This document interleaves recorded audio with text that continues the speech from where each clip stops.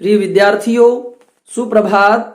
हिंदी की कक्षा में आपका स्वागत है और आज हम अध्ययन करेंगे कक्षा 9वीं की पाठ्य पुस्तक कृतिका में संकलित दूसरे पाठ का, जिसका नाम है मेरे संग की औरतें। और इसकी जो लेखिका है वह है मृदुला गर्ग। तो ये जो हमारा लेसन है वह संस्मरणात्मक गद्य का एक भाग है। अर्थात हमारी हिंदी में अनेक विधाएं होती हैं, कहानी है, उपन्यास है, नाटक है, एकांकी है, संस्मरण है। अर्थात जो पार्टीशंस किए गए हैं हमारे हिंदी साहित्य में, उनमें एक संस्मरण आता है। अर्थात पीछे की बातों को याद करके जब गद्य भाग में हम कुछ लिखते हैं तो संस्मरणात्मक गद्य का एक भाग बन जाता है।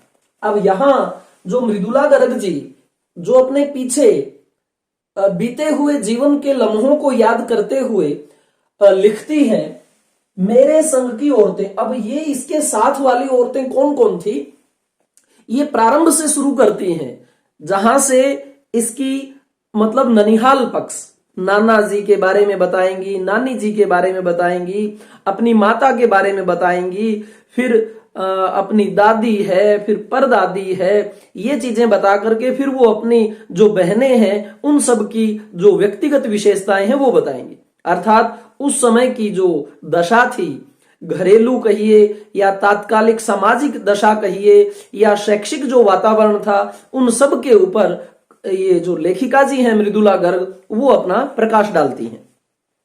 तो प्रारंभ हम करते हैं नानी जी से। इन्होंने नानी के बारे में कहा वो अनपढ़ थी, पर्दानशी, पर्दे में रहने वाली थी और पारंपरिक स्त्री थी। अर्थात जैसे हमारी भारतीय नारियां होती हैं, चार दीवारी में कैद रहने वाली, उस प्रकार की ये जो है घूंघट करने वाली वैसी महिला थी इनकी नानी जी। नाना जी के बारे में कहती हैं कि वकालत करने के लिए वो विलायत चले गए, कैम्ब्रिज विश्वविद्यालय से वकालत की जो है डिग्री करके वो वापिस लौटे। तो ये जो नाना जी थे ये अपने रहन सहन, चाल ढाल, जो सब कुछ था इनका वो विलायती था और इनका प्रभाव नानी जी पर नहीं पड़ा और ना नानी जी ने इनके तौर तरीकों के ऊपर कोई कटाक्ष किया या कोई परिवर्तन की मांग की। अर्थात जो नानी जी थी वह अपनी व्यक्तिगतता को भी बनाए रखना चाहती थी और दूसरों की भी बनी रहने देने के लिए वह सहमत थी, कोई इंटरफेयर वो नहीं करती थी। ये दोनों बातें होने के बाद में इसकी माताजी मृदुला गर्ग जी की जब 15 वर्ष की थी तो नानी जी को बड़ी चिंता हुई इनकी शादी की। उन्होंने सोचा कि मेरी पुत्री की शादी जो है वह नाना जी के तौर तरीकों वाले जैसे इंसान से मैं नहीं करवाऊंगी, जो साहबों की सेवा करने के लिए, उनकी फरमाबरदारी करने के लिए टहल करते हैं, मैं वैसे शख्स को नहीं चुनूंगी। तो इन्होंने क्या किया कि नाना जी के एक मित्र थे स्वतंत्रता सेनानी प्यारेलाल शर्मा जी।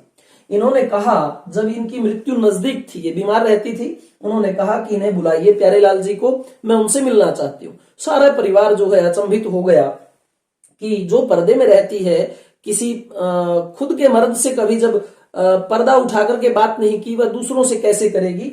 तो इनसे मिलवाया गया प्यारेलाल शर्मा जी से। इनसे इन्होंने वचन लिया, इनकी नानी जी ने, कि आप ही की तरह कोई स्वतंत्रता सेनानी जो व्यक्ति है उससे मेरी आप पुत्री की शादी करेंगे, ये वचन दीजिए। और जो इनके पिताजी थे वह ICS के इम्तिहान में बैठ नहीं पाए क्योंकि आजादी के आंदोलन में उन्होंने भागीदारी की थी। तो वैसे तो प्रत्यक्ष रूप से नानी जी की आजादी के आंदोलन में कोई भागीदारी नहीं थी, लेकिन अपनी पुत्री की शादी करवाने के कारण हम मान सकते हैं कि अप्रत्यक्ष रूप से इनकी आजादी के आंदोलन में भागीदारी रही। ये ऐसे प्रश्न भी बनेंगे। उसके बाद में जब ये इसकी माताजी दूसरी फैमिली में आ गई, अर्थात आगे ससुराल पक्ष में आई, तो वहां सबसे पहले दादी जी के बारे में कहा गया। दादी जी कहती हैं कि हमारी बहू तो ऐसी है कि धोई, पोंछी और छींके पर टांग दी। अर्थात इनकी जो माताजी थी मृदुला गर्ग जी की, वह घर के कार्यों में रुचि नहीं रखती थी, किसी भी प्रकार का घर में वह कार्य नहीं करती थी।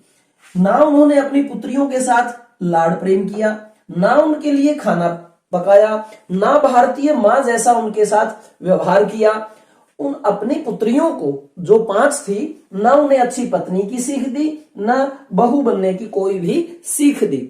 इस प्रकार का जो उसकी माताजी का स्वभाव था वो था।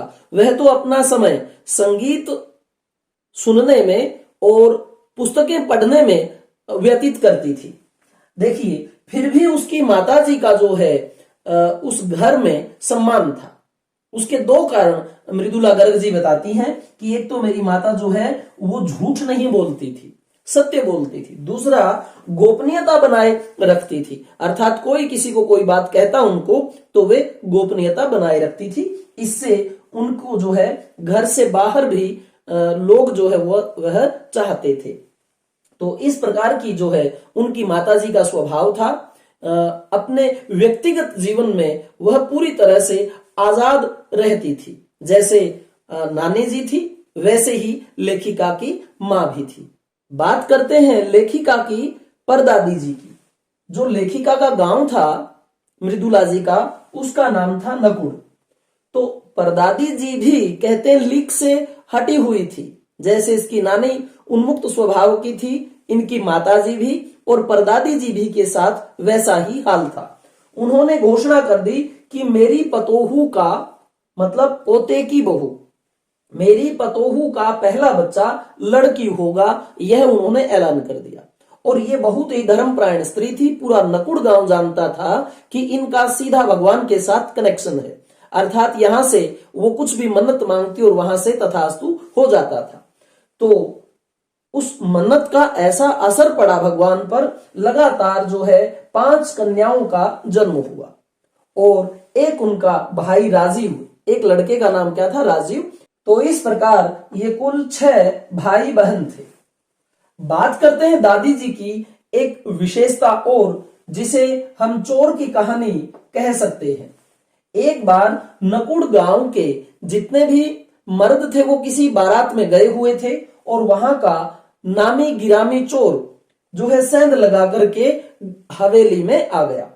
तो उसने पहले से जोग्राफिया बनाया हुआ था। वो जिस कमरे में घुसा उसी में दादी जी लेटी हुई थी और दादी जी ने उन्हें पहचान लिया और कहा कि जाओ लोटे में पानी लेकर के आओ। जब वो कुएं से लोटे में पानी लाने गए तो वहां चौकीदारों ने उसे पकड़ लिया। दादी जी ने कहा कि स्वयं लोटे से पानी पी करके अब तुम भी पियो, और फिर कहा अब हम एक लोटे से पानी पीने के कारण माता और पुत्र हुए, अब आप ऐसा कार्य नहीं करेंगे। तो वो जो नामी चोर था वो एक अच्छे स्वभाव के कारण, परदादी जी की भलमानुषी के कारण, उनके चरित्र के प्रभाव में आकर के चोरी का जो धंधा था वो छोड़ दिया। और लेखिका ने कभी चोर नहीं देखा था। इस खुश नसीबी से लेखिका भी उस चोर को देख पाई जो कि उसे भला मानुष प्रतीत हुआ।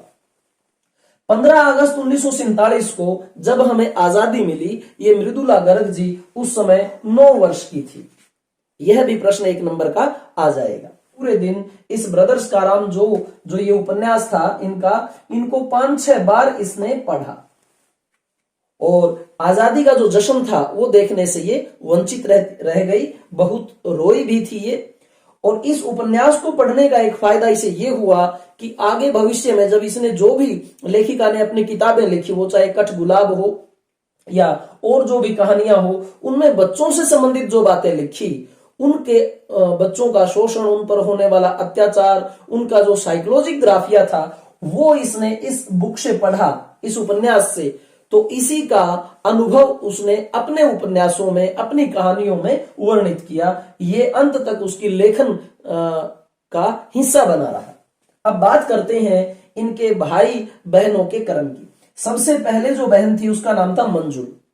ये स्वयं जैनी थे, लेकिन भगत जब शादी हुई तो आगे वाला सरनेम इन्होंने ले लिया। इसके घर का नाम था रानी। रानी मजे करती है, आप ये बात ट्रिक बना सकते हैं। तो मंजुल के घर का नाम था रानी। दूसरी जो बहन थी ये स्वयं मृदुला, इसने भी आगे जब शादी हुई तो सरनेम ले लिया गर्ग। जो मृदुला जी थी इनका घर का नाम था उमा। ये बात भी आप ध्यान रखेंगे कि उमा जो है उसका स्वभाव मृदुल होता है। तीसरे नंबर पर आई चित्रा, इनका घर का नाम था गोरी। तो पिता से लोगों ने कहा कि भाई तुम्हारी ये लड़कियां हैं, फिर इनके अलग अलग के घर के नाम हैं, तो ऐसा क्यों? तो आगे जो दो लड़कियां रेणु और अचला हुई, उनके कोई घर के नाम पिताजी ने नहीं रखे। तो इस प्रकार से मंजुल, मृदुला, चित्रा, रेणु, अचला, ये 5 बहनें और छठा बेटा राजीव। अब बात करते हैं इनकी विशेषताओं की।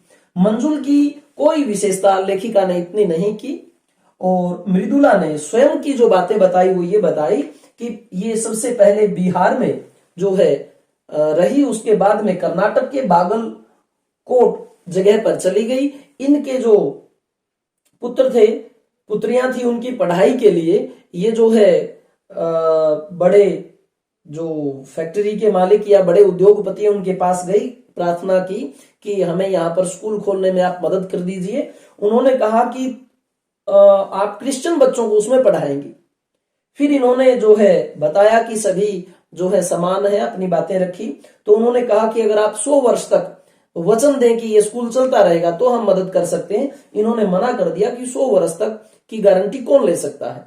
तो इस प्रकार से उन्होंने मना किया। अपने बलबूते पर इन्होंने सरकार से, कर्नाटक से गुहार लगा करके बच्चों का ऐसा स्कूल खोला जिसमें हिंदी से अतिरिक्त अन्य कई भाषाओं का वहां अध्ययन होता था, और वो बच्चे इतने प्रतिभाशाली हुए कि अन्य विद्यालयों में भी उनका सिलेक्शन हुआ। तो इतनी बातें इसने अपनी बताई। लेखन को समर्पित 3 बहनें ही हुई, मंजुल भगत, मृदुला और अचला। जो ये बीच वाली 2 थी, चित्रा और रेणु, इन्होंने लेखन नहीं किया। ये बात आप ध्यान रखना कि कुल कितनी बहनें जो थी लेखन को समर्पित थी, मंजुल, मृदुला और अचला। ये 2 जो थी लेखन को समर्पित नहीं थी। हाँ, इनकी अगर हम बातें करें, चित्रा की अगर हम बात करें, तो इनका जो रुझान था वह दूसरों को पढ़ाने में ज्यादा था, स्वयं अच्छे अंक नहीं ले पाई। और इन्होंने जब लड़का इसको देखने आया, चित्रा को, तो इसने कहा कि मुझे यह लड़का पसंद है, और लड़के से भी बोल दिया कि मैं जिस चीज की यस करती हूं उसे कोई टाल नहीं सकता। तो कहते हैं लड़के ने वहीं हथियार डाल दी और इसकी बात को मान गया। सिर्फ चित्रा की इतनी ही जो है विशेषता बताई कि वह दूसरों की हेल्पिंग करती थी, और जो बात एक बार वो कह देती थी उसे सबको मानना पड़ता था। ये चित्रा की विशेषता थी।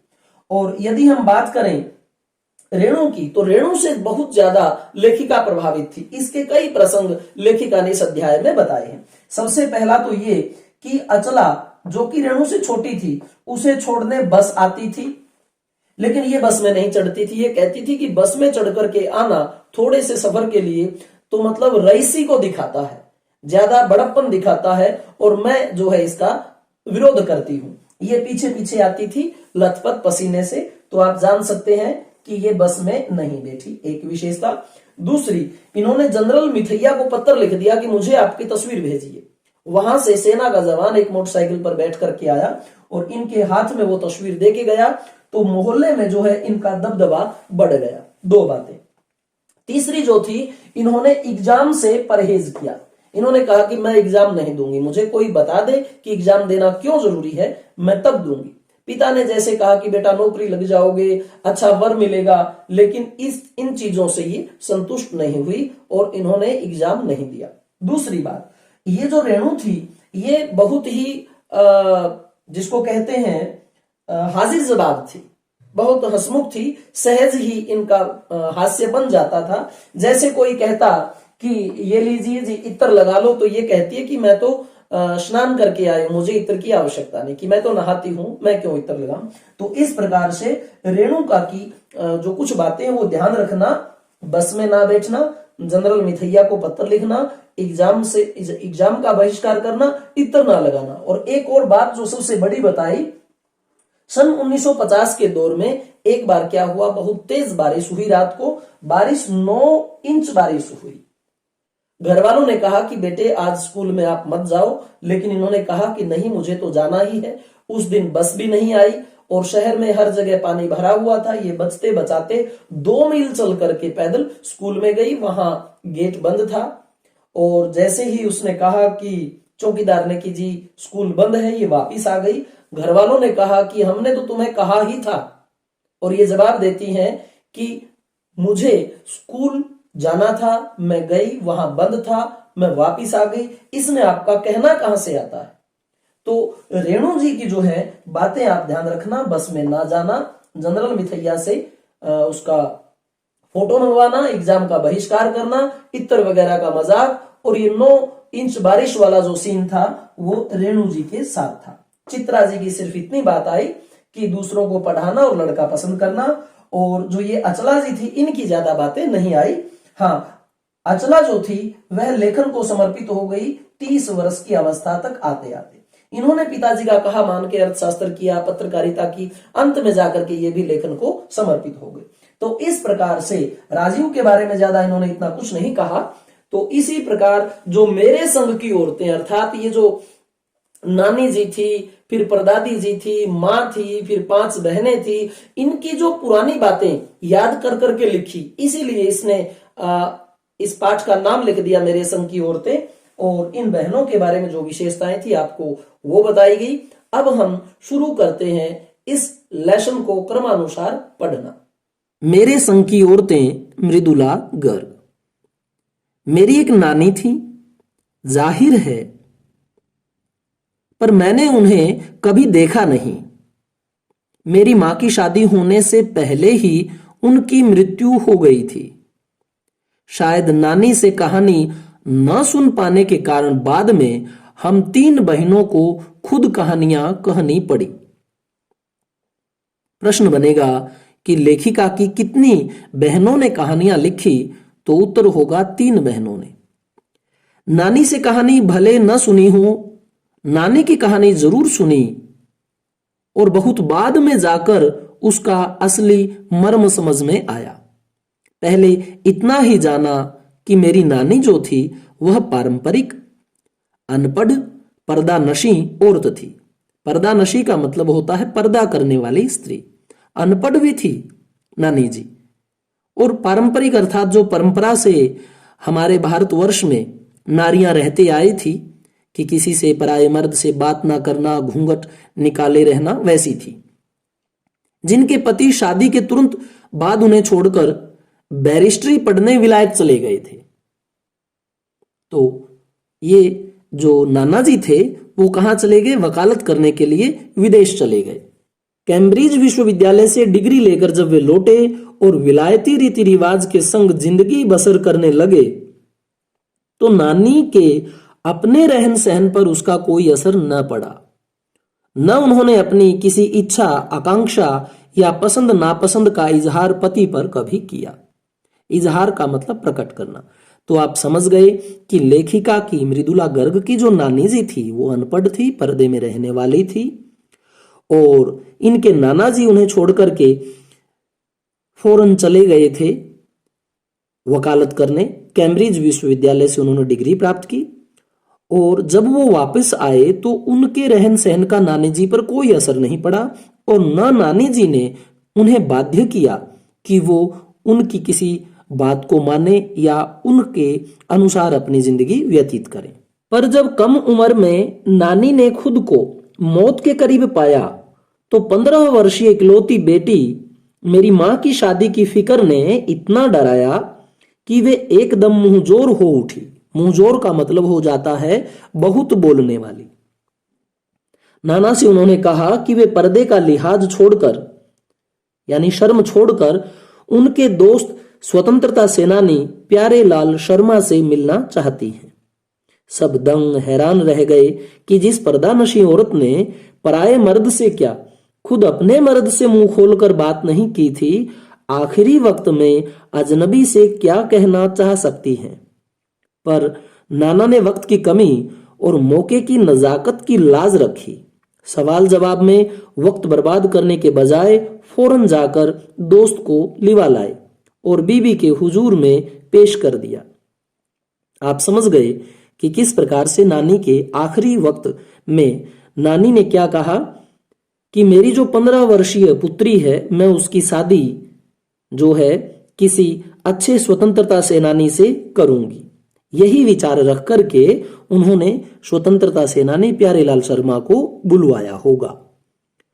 अब जो नानी ने कहा वह और भी हैरतंगेज था। उन्होंने कहा, वचन दीजिए कि मेरी लड़की के लिए वर आप तय करेंगे। मेरे पति तो साहब हैं और मैं नहीं चाहती मेरी बेटी की शादी साहबों के फरमाबरदार से हो।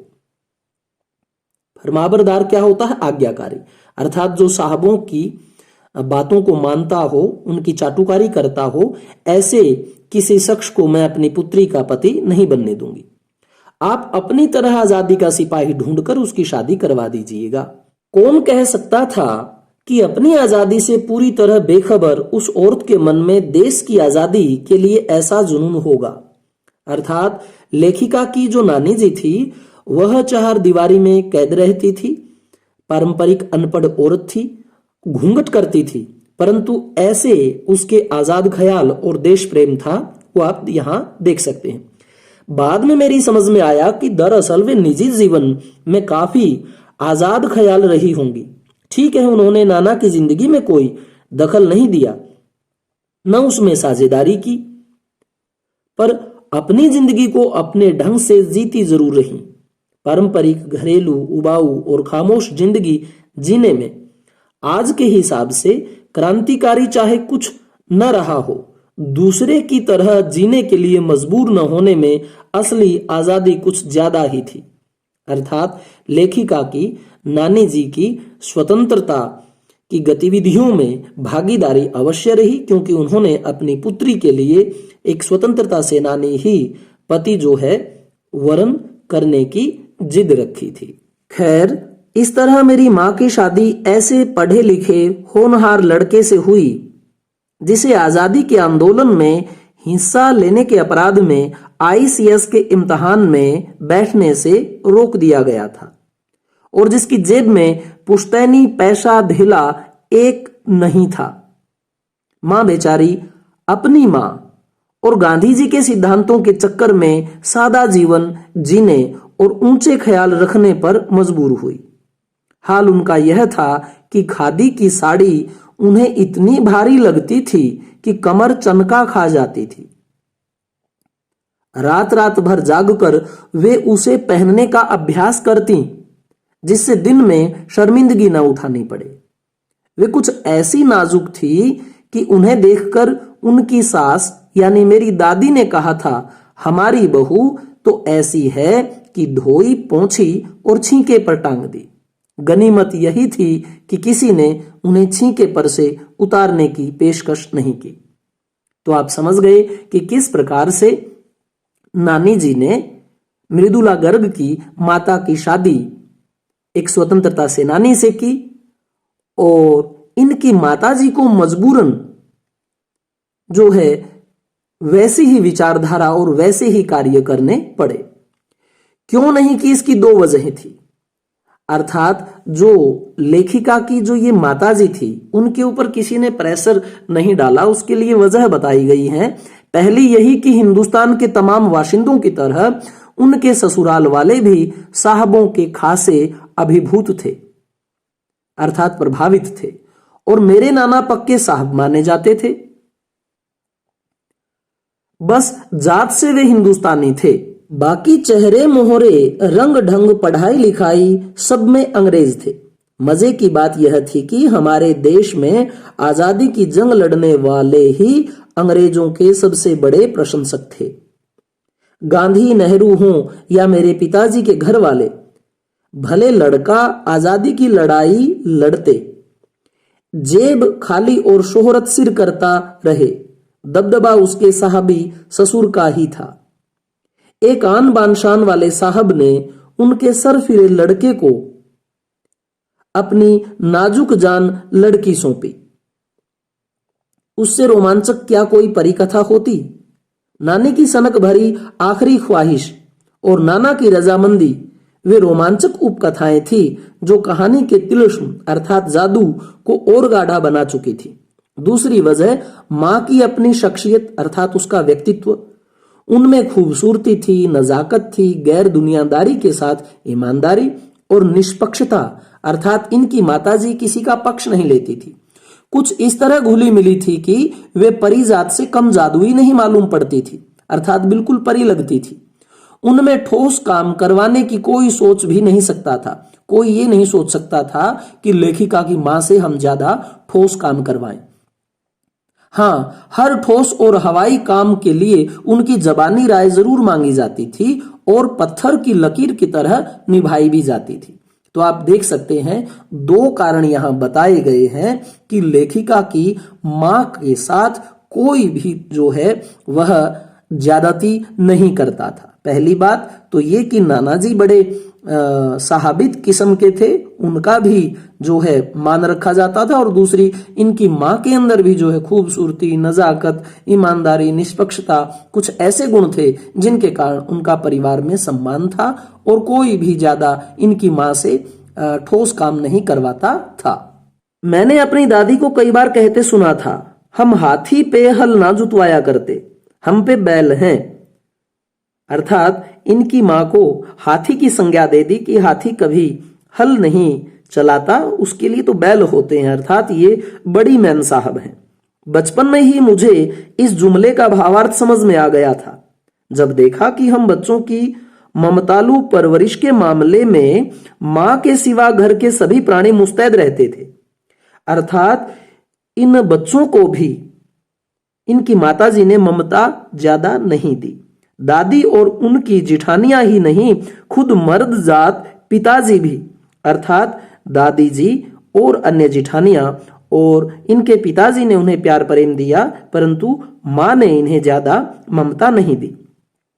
पर ठोस काम न करने का यह मतलब नहीं था कि मां को आजादी का जुनून कम था।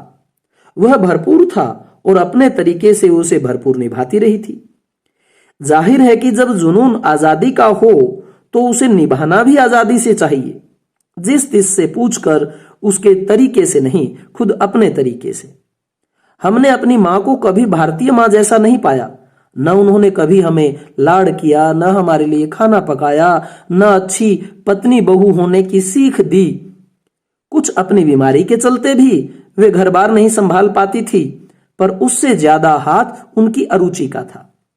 देखिए इनकी माता कैसी थी, वो बच्चों से प्यार प्रेम करने वाली भी इतनी नहीं थी। उनके लिए जैसी भारतीय माताएं होती हैं वैसे काम भी वह नहीं करती थी, उसमें कुछ वो बीमार भी रहती थी, इस कारण भी वह नहीं थी। और दूसरा अरुचि थी, अर्थात उनमें रुचि नहीं थी कि वह बच्चों की परंपरागत जो है चीजों को करें।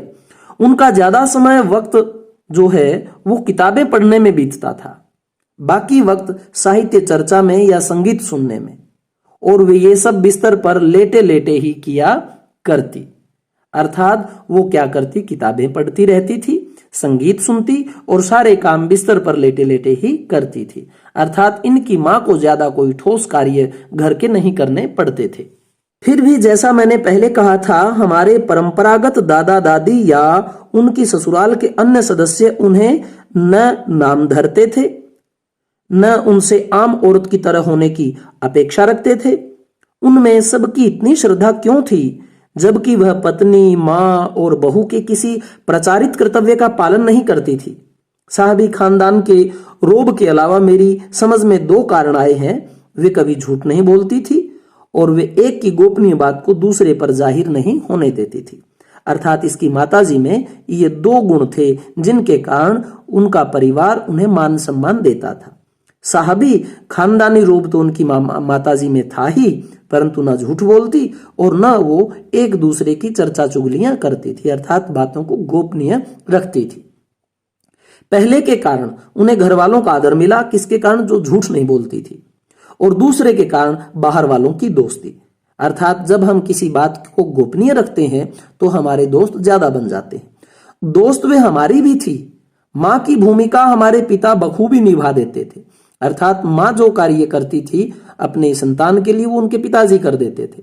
मुझे याद है बचपन में भी हमारे घर में किसी की चिट्ठी आने पर कोई उससे यह नहीं पूछता था कि उसमें क्या लिखा है।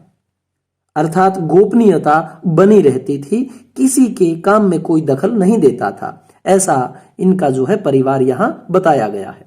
भले वह एक बहन की दूसरी के नाम क्यों न हो, और मां यह जानने को बेहाल हो कि बीमारी में से वह उबरी या नहीं।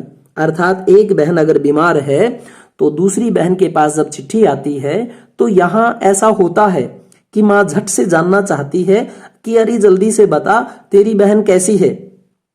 लेकिन एक दूसरे के ऊपर ऐसा नहीं था कि कोई किसी की बात को जानना चाहे। छोटे से घर में 6 बच्चों के साथ सास ससुर आदि के रहते हुए भी हर व्यक्ति को अपना निजत्व बनाए रखने की छूट थी। 6 बच्चे, सास ससुर, इसी निजत्व बनाए रखने की छूट का फायदा उठाकर हम 3 बहनें और छोटा भाई लेखन के हवाले हो गए। अर्थात कितनी बहनें लेखक बनी? 3, और एक उनका छोटा भाई, 4 लोग ये लेखक बने। बाकी और देखते हैं टोटल कितने थे और उन्होंने क्या किया। लीक से खिसके अपने पूर्वजों में मां और नानी ही रही होती तो गनीमत रहती। अर्थात अपनी लीक से हटकर अपनी मन मर्जी करने वालों में मां और नानी तो थी, अगर इतना रहता तब भी अच्छा था। इसका मतलब ये आगे जो इनकी औलाद थी अर्थात इनके भाई बहन थे वो भी ऐसे ही मन मर्जी करने वाले रहे। पर अपनी एक परदादी भी थी। अब इसने नानी की बात तो की, अब बात करती है परदादी की, अर्थात दादी की भी जो मां थी उसकी, जिन्हें कतार से बाहर चलने का शौक था। अर्थात ये जो अपने पारिवारिक जो जितने भी लोग हैं उनके बारे में कवयित्री यहां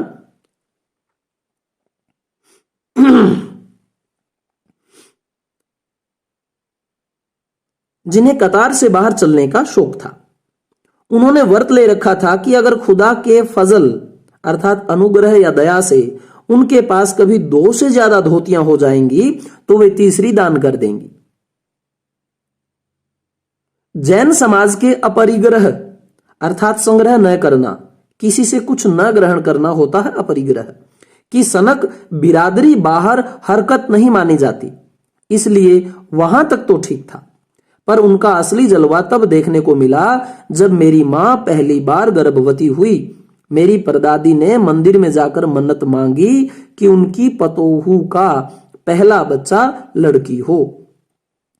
अब सभी लोग क्या करते हैं भाई, लड़का हो लड़का हो, और उस समय तो और भी ज्यादा ये भावना थी। परंतु उनकी परदादी ने क्या मांगा कि जो मेरी पतोहू है अर्थात पोते की बहू है उसको पहला बच्चा जो है लड़की हो। यह गैर रवायती मन्नत मांगकर ही उन्हें चैन नहीं पड़ा। उसे भगवान और अपने बीच पोशीदा रखने के बजाय सरेआम उसका ऐलान कर दिया। सब लोगों को बोल दिया कि मेरी जो ये पतोहू है, पोते की बहू है, इसे पहली लड़की ही होगी। लोगों के मुंह खुले के खुले रह गए। उनके फितूर की कोई वाजिब वजह ढूंढे न मिली। यह भी नहीं कह सकते कि खानदान में पुश्तों से कन्या पैदा नहीं हुई थी, इसलिए मां जी बेचारी कन्यादान के पुण्य के अभाव को पूरा करने के चक्कर में थी।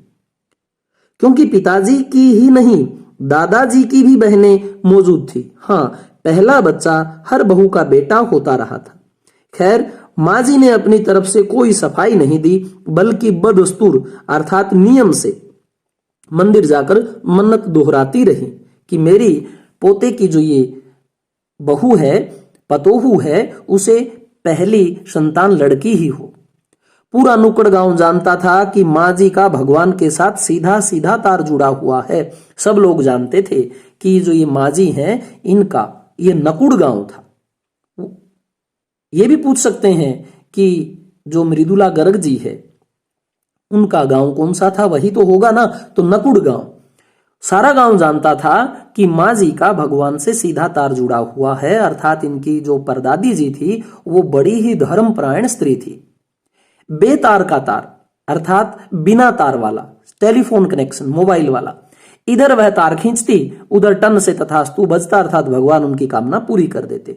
मेरी दादी तो पहली मर्तबा में ही तैयार हो गई थी, अर्थात मेरी दादी जी को तो पहले ही पता था ऐसा होगा कि गोद में खेलेगी तो पोती। पर मां जी की आरजू किस कदर रंग लाएगी उसका उन्हें भी गुमान न रहा होगा। लड़की की गैर वाजिब जुस्तजू सुन भगवान कुछ ऐसी अफरा तफरी में आ गए कि 1 न 2 पूरी 5 कन्याएं एक के बाद एक धरती पर उतार दी। अर्थात लेखिका जो थी वो कितनी बहनें थी? 5। भगवान को क्या कहें, मां जी के सामने तो नामी चोर भी अफरा तफरी में आ जाते थे। अर्थात उस समय के जो नामी चोर थे वो भी परदादी मां से बहुत डरते थे। मां जी और नामी चोर का किस्सा होश संभालने के बाद मैंने कई बार सुना था। चोर के दीदार की खुश नसीबी भी हाथ आई थी। अर्थात लेखिका ने चोर कैसा होता है वो भी देखा और उस किस्से को भी वह बताती है। हुआ यूं था कि शादी के सिलसिले में नकुड़ की हवेली के तमाम मर्द बारात में दूसरे गांव गए हुए थे। इनका गांव कौन सा था? नकुड़। और सारे के सारे लोग कहां चले गए? बारात में। औरतें सज धज कर रत जगह मना रही थी, अर्थात राती जगह जो होता है वह गीत गा रही थी। नाच गाने और ढोलक की थाप के शोर में नामी चोर कब सेंध लगाकर हवेली में घुसा किसी को खबर न हुई। अर्थात उस समय का जो पूरे नाम वाला एक चोर था बड़ा, वो घर में घुस गया। पर चोर था बदकिस्मत। जिस कमरे में घुसा उसमें माँ जी सोई हुई थी। माँ जी कौन? ये परदादी। औरतों के शोर से बचने को वे अपना कमरा छोड़ दूसरे में जा सोई थी। चोर बेचारा तमाम जुग्राफिया दिमाग में बिठलाकर उतरा था। उसे क्या पता था कि इतनी बड़ी बूढ़ी पुरखिन जगह बदल लेगी। खैर, बुढ़ापे की नींद ठहरी। चोर के दबे पांव की आहट से ही खुल गई। कौन? माँ जी ने इत्मीनान से पूछा। जी मैं। चोर ने युगों से चला आ रहा पारंपरिक असंगत जवाब दिया। पानी पिला? माँ जी ने कहा। जी मैं। चोर झिझक कर रह गया। तब तक माँ जी बिस्तर के बराबर में टटोलकर देख चुकी थी। लोटा खाली था। ऐसा कर उन्होंने कहा, यह लोटा ले और कुएं से पानी भर ला, पर देख कपड़ा कसकर बांधे रखियो और तरीके से छानियो। चोर घबरा गया। अंधेरे में उन्होंने कैसे जाना कि उसके मुंह पर कपड़ा बंधा है और कमरे में भांग। भगवान से उनका तार जुड़े होने की खबर उसे थी, पर बुढ़िया भांग भी छानती होगी एकदम यकीन न हुआ। इसी से कुछ हैरान परेशान हो उठा। जल्दी कर भाई। तभी माँ जी ने कहा, बड़ी प्यास लगी है। पर मैं तो चोर हूं। मारे घबराहट और धर्म संकट के चोर सच कह गया। हुआ करे, माँ जी ने कहा, प्यासे को पानी तो पिला, पर देख मेरा धर्म न बिगाड़ियो। लोटे के मुंह से कपड़ा न हटाइयो, हाथ रगड़कर धो लीजो और पानी कपड़े से छानकर भरियो। आप चोर के हाथ का पी लोगी? कहा ना रगड़कर धो लीजो। सब नाच गाने में लगे हैं। तेरे और भगवान के सिवा कौन धरा है जो पिलाएगा? भगवान वहीं कहीं उसके बराबर में धरे हैं। सुनकर चोर कुछ ऐसा अकबकाया, अर्थात घबराया, कि लोटा उठाकर चल दिया। पूरी एहतियात के साथ पानी भरकर लोटा तो पहरेदार ने धर दबोचा। कुएं पर देख लिया गया था। तब माँ जी ने लोटे का आधा पानी खुद पीकर बाकी चोर को पिला दिया और कहा, एक लोटे से पानी पीकर हम माँ बेटे हुए। अब बेटा चाहे तो तू चोरी कर, चाहे खेती। बेटा बेचारा किस लायक रह गया होगा, सो रोमांचक धंधा छोड़कर खेती से लगा। सालों साल लगा रहा। जब मैंने उसे देखा तो बड़ा भला मानुष बूढ़ा लगा मुझे, डरा डरा हैरान सा। अब खानदानी विरासत कहिए या जीवाणुओं का प्रकोप, उन दो सन की बुढ़ियों के बीच में अच्छी फंसी। एक तरफ माँ जी के चलते अपने लड़की होने पर कोई हीन भावना मन में नहीं उपजी, दूसरी तरफ नानी के चलते देश की आजादी को लेकर नाहक रोमानी ही रही। अर्थात देश प्रेम इनमें स्वतः ही उत्पन्न हो गया।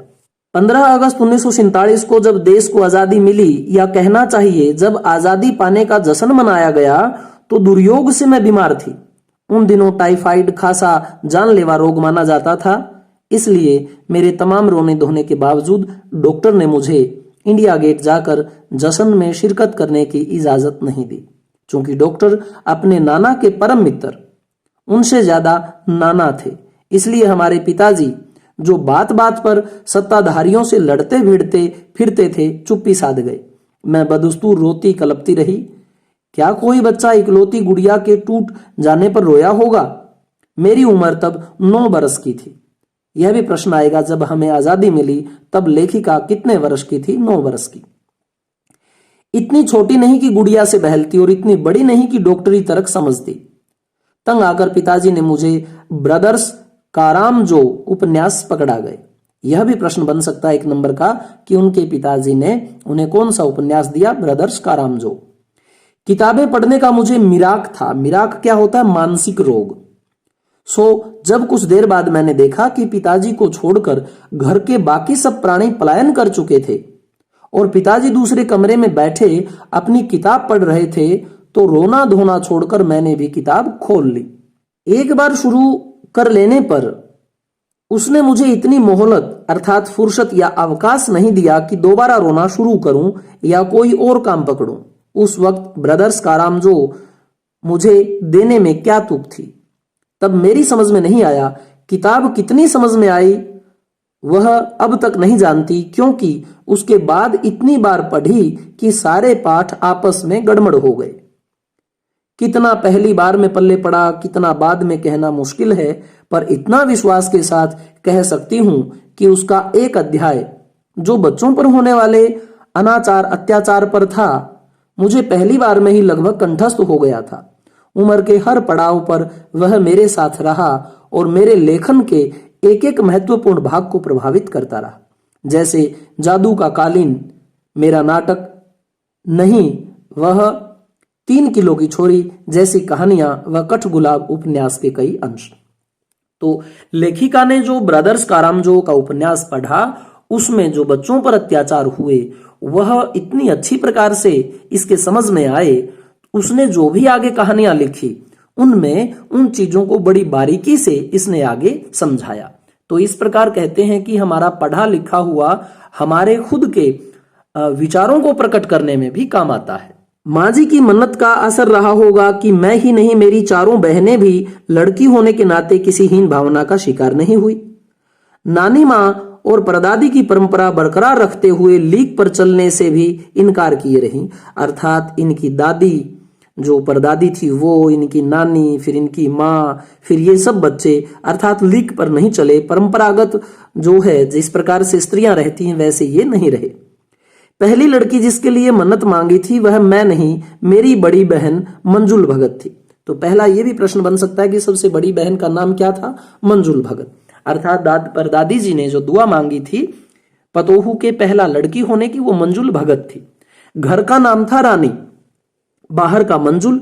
लेखिका अवतार हुआ मंजुल भगत, क्योंकि लिखना शादी के बाद शुरू किया और अपना नाम बदलकर पति का ग्रहण करने में कोई हीन भावना आड़े नहीं आई, इसलिए पैदाइशी जैन नाम छोड़ भगत बनी। ये पैदाइशी कौन थे? जैन थे, और ये बन गई मंजुल भगत। पति वाला सरनेम इन्होंने लगा लिया। दूसरे नंबर पर मैं थी। घर का नाम उमा और बाहर का मृदुला। अब आपको यह मैं पहले बता चुका हूं कि किसका कौन सा नाम था। दूसरे नंबर पर मैं थी। घर का नाम उमा, बाहर का था मृदुला। मैंने भी शादी के बाद लिखना शुरू किया, सो बतौर लेखिका नाम चला मृदुला गर्ग। मुझे याद है जब हमने लिखना शुरू किया उससे कुछ पहले नारीवाद का चलन हुआ था। शादी के बाद नाम न बदलने का रिवाज उसी ने चलाया था। मन्नू भंडारी का हवाला देकर हमसे भी पूछा जाता था कि आप लोग इतनी पोंगापंथी घर घुस्सू क्यों हो, नाम क्यों बदला? हमारे पास इसका कोई ढंग का जवाब नहीं होता था। अर्थात यह चला था कि नारी को अपनी असमियत रखनी है, वह दूसरों के पति से मिलने वाला सरनेम ना लगाए, अपना रख सकती है। तो इस प्रकार का एक वाद उस समय चला था, तो इनको भी उस चीज का सामना करना पड़ा। हमारे पास इसका कोई ढंग का जवाब नहीं होता था, अब भी नहीं है, पर नाम बदलने से अपने व्यक्तित्व का कोई नुकसान होते मैंने नहीं देखा। पूछने को तो पिताजी से लोग यह भी पूछते थे, 5 बेटियों से आपका मन नहीं भरा जो हर बेटी के 2-2 नाम भी रख छोड़े हैं। मुझसे बड़ी बहन का घर का नाम है गोरी और बाहर का चित्रा। वह नहीं लिखती। उसका कहना है वह इसलिए नहीं लिखती क्योंकि घर में कोई पढ़ने वाला भी तो चाहिए। खैर, उसके बाद जब 4थी 5वीं बेटियां पैदा हुई तो पिताजी ने इतनी बात जमाने की सुनी कि उनका एक एक नाम ही रखा, रेणु और अचला।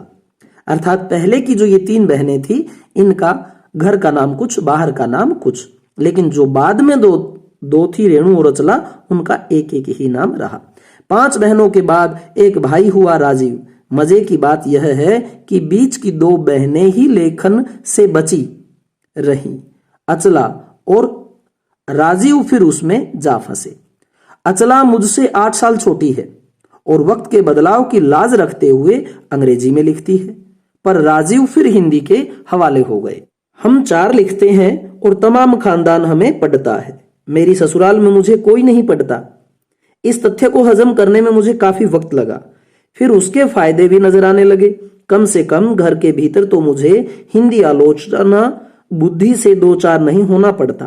खैर, मैं अपनी नहीं उन अदेवियों की बात करना चाहती हूं जो परदादी की मन्नत के नतीजन धरती पर आई और लेखक नहीं बनी।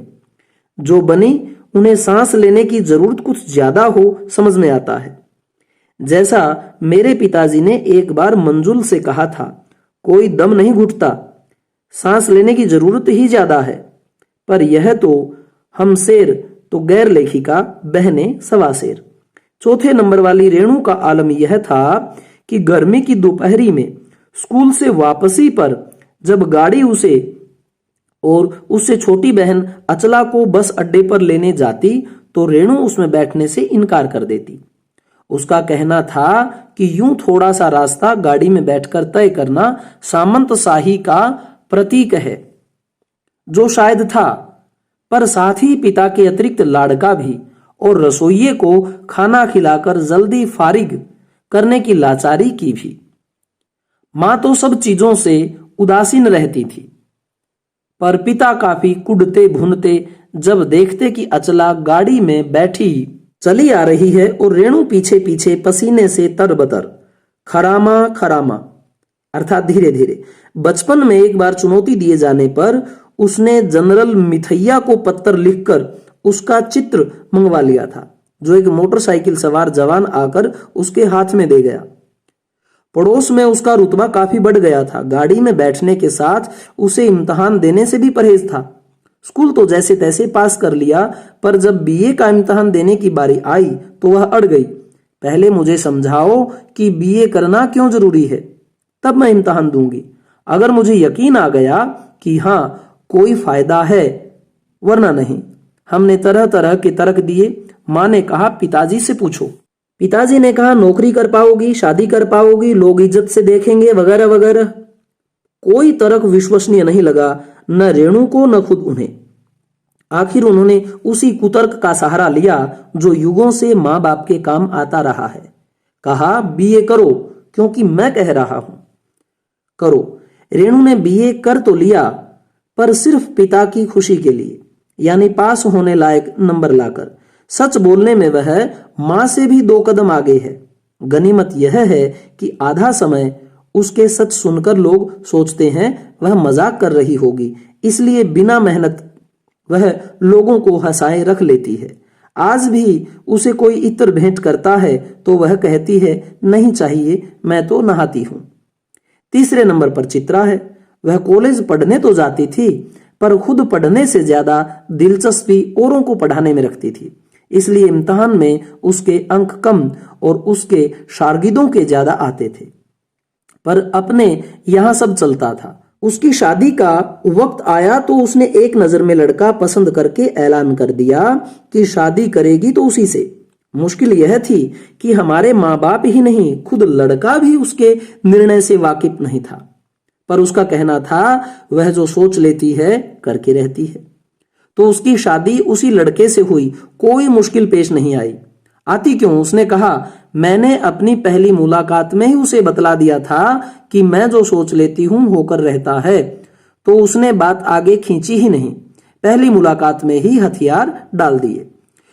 हम में सबसे छोटी बहन अचला काफी दिनों तक कुछ कम खिसकी मालूम पड़ती रही। पिता का कहा मानकर पहले अर्थशास्त्र किया, फिर पत्रकारिता में दाखिला लिया, ढंग से पढ़ाई की, पास हुई, फिर पिता की पसंद से शादी भी कर ली, पर उसके आगे लीक पर नहीं चल पाई। घर बार में मन ज्यादा रुचा नहीं और मंजुल और मेरी तरह उम्र के 30 बरस पार करते ही लिखने का रोग लगा लिया। एक बात हम में एक सी रही, घर बार को परंपरागत तरीके से हमने भले न चलाया हो, उसे तोड़ा भी नहीं। शादी एक बार की, उसे कायम रखा। चाहे तलाक के कगार पर खड़ी चली हो, पर कगार तोड़ डूबी नहीं। शायद इसलिए कि जैसा मैंने अपने पहले उपन्यास में लिख डाला था, हम सभी विश्वास करती रही होंगी कि मर्द बदलने से कोई प्रयोजन सिद्ध नहीं होता, घर के भीतर रहते हुए भी अपनी मर्जी से जी लो तो काफी है। शादी के बाद मैं बिहार के एक छोटे कस्बे में रही, जहां मर्द औरतें चाहे पति पत्नी क्यों न हो, पिक्चर देखने भी जाते तो अलग अलग दड़बों में बैठते। मैं दिल्ली से कॉलेज की नौकरी छोड़कर वहां पहुंची थी और नाटकों में अभिनय करने की शौकीन रही थी। मैंने उनके चलन से हार नहीं मानी। साल भर के भीतर उन्हीं शादीशुदा औरतों को पराये मर्दों के साथ नाटक करने के लिए मना लिया। अगले 4 साल तक हमने कई नाटक किए। अकाल राहत कोष के लिए उन्हीं के माध्यम से पैसा भी इकट्ठा किया। वहां से निकली तो कर्नाटक के और भी छोटे कस्बे बागलकोट में पहुंच गई। तब तक मेरे 2 बच्चे हो चुके थे जो स्कूल जाने लायक उम्र तक पहुंच रहे थे, पर वहां कोई ढंग का स्कूल नहीं था।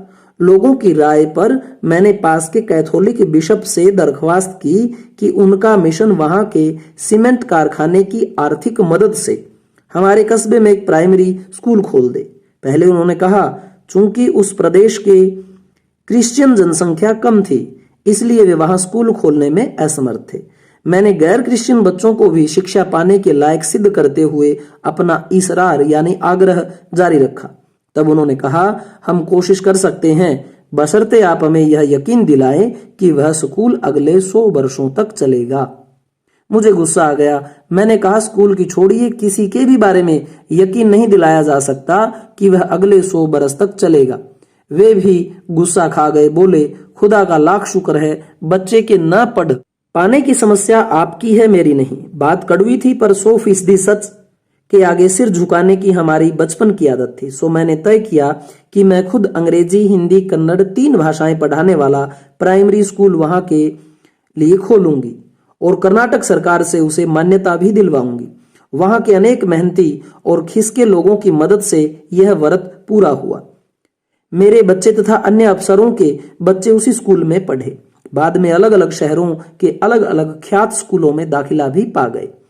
ऐसे अनेक मौके आए जब मैंने अपने जिद्दीपन के नमूने पेश किए, पर सबसे ज्यादा उसने मंच पाया मेरे लेखन में, जो शुरू से अब तक लीक से खिसका अपनी राह खुद तलाशता रहा है। पर सब कुछ कर लेने पर भी मैं अपनी छोटी बहन रेणु के मुकाबिल नहीं पहुंच सकती। 1950 के अंतिम दौर में एक रात दिल्ली में एक साथ 9 इंच बारिश हो गई। दिल्ली की खासियत यह रही है कि थोड़ा पानी बरसते ही वहां के नाले परनालों में बाढ़ आ जाती है, पुलों के नीचे पानी भर जाता है और तमाम यातायात ठप हो जाता है। इस कयामती बारिश के बाद तो सरकारी दफ्तरों के पहले तल्लों से फाइलें पानी में तैर आई थीं। अगली सुबह किसी तरह का कोई वाहन सड़क पर नहीं निकला था। जाहिर है कि रेणु के स्कूल की बस भी उसे लेने नहीं आई। रेणु ने कहा, कोई बात नहीं, मैं पैदल चली जाऊंगी। सबने समझाया, स्कूल बंद होगा, मत जाओ। उसने कहा, आपको कैसे पता? इस सवाल का माकूल जवाब किसी के पास नहीं था। हमारे यहाँ फोन जरूर लगा हुआ था, स्कूल में भी रहा होगा, पर बारिश के चलते वह ठप पड़ा हुआ था। रेणु अकेली पैदल स्कूल चल दी। गनीमत यह थी कि बारिश एक मुश्त बरस लेने के बाद थम गई थी। सड़कों पर पानी था पर और बरस नहीं रहा था, तो रेणु 2 मील पैदल चलकर स्कूल पहुंची। जैसा हमने कहा था वह बंद था। चौकीदार रेणु को देख दंग रह गया, पर रेणु कोई मलाल नहीं था। वह वापस 2 मील चलकर घर पहुंच गई। सबने कहा, हमने पहले ही कहा था। उसने कहा, स्कूल बंद था तो मैं वापस आ गई, इसमें आपका कहना कहां से आ गया? सोचती हूं कैसे रोमांच का अनुभव हुआ होगा उसे। उस दिन जगह जगह पानी से लबलब करते सुनसान शहर में निचाट अकेले अपनी धुन में मंजिल की तरफ चलते चले जाना, सच अकेलेपन का मजा ही कुछ और है। तो प्रिय विद्यार्थियों, आपने देखा कि किस प्रकार से मृदुला गर्ग जी ने अपने संपूर्ण परिवार का, उनकी रुचियों का, उनके शौक का परिचय दिया कि किस प्रकार से वो अपनी जिंदगी को बसर कर पाए, अपनी सोच से, अपनी समझ से, अपने निजी व्यक्तित्व को बरकरार रखा। तो इस प्रकार से हमारा अध्ययन पूरा हुआ।